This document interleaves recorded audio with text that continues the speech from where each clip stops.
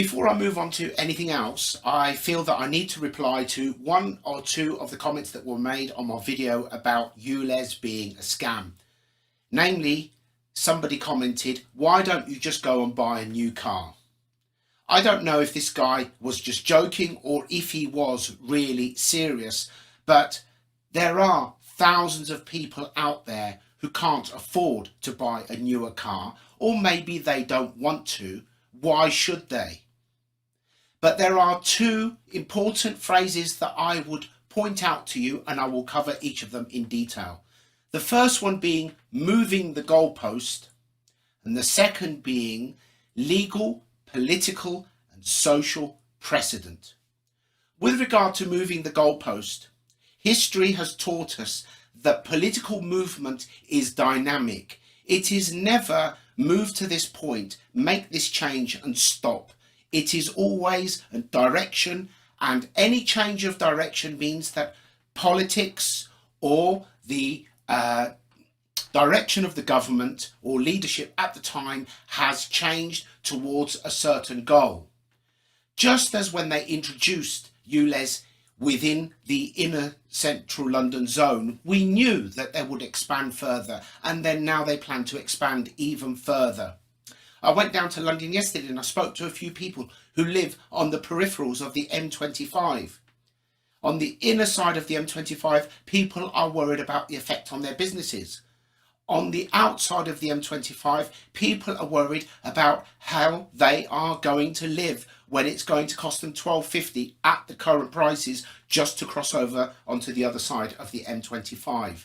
And this is not the end of it. We allowed this to begin, and it will go further and further and further unless we make our voices heard enough to stop this now.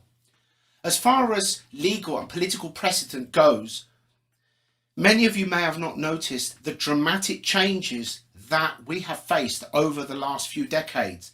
They have been incremental, but they are without doubt very, very significant, and future history will confirm that the last 3 or 4 decades have been a time of political and legal revolution. Many of you may remember in the early 90s there was an IRA bomb somewhere on the M1, off the M1, wherever it was. John Major was PM at the time, and he immediately stepped in and voiced an intention to end terrorists' right to silence. He picked the right moment and the country was behind him. He got that passed, and everybody thought, yes, why should terrorists be able to hide behind silence? That's a different argument. However, when we were not looking, that changed from terrorists' right to silence to criminals' right to silence. If I say the word criminal, perhaps you immediately think of a hoodlum with a knife or whatever the case is. Yes, often that is the case, but it could also be you in an unprovoked scuffle, in town, in a restaurant, in a public place, and you could suddenly be facing a criminal charge, even though you are not and never have been a criminal. How would you like it if you don't know what to say and you don't want some bent police officer putting words in your mouth to try and fit you up? Is that right? But let's go a bit further. Not long after that, the speed camera appeared. All of the people who are safety conscious were in full agreement because it will protect our children from speeding motorists. How many speeding cameras have you seen planted in front of schools? 0. Because drivers slow down near schools. That is not where they put them. They put them at the end of a blind bend so that they can catch you out because it's about revenue. But there was a legal precedent with the speed camera that was and is significant, and it has been missed, and the media has made nothing of this. With the introduction of the speed camera, for the first time since the Magna Carta, this country went from innocent till proven guilty to guilty till proven innocent. And since then we have had incremental changes. Over the last 2 or 3 years, we have had the public order bill come in because you are not allowed to protest.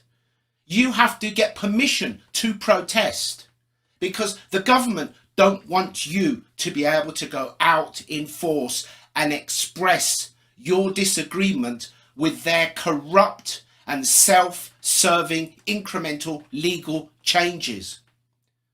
But what have the public done to object to this? Even on something as simple as ULEZ, even though most of you are so angry, we still get people pop up with, why don't you buy a new car?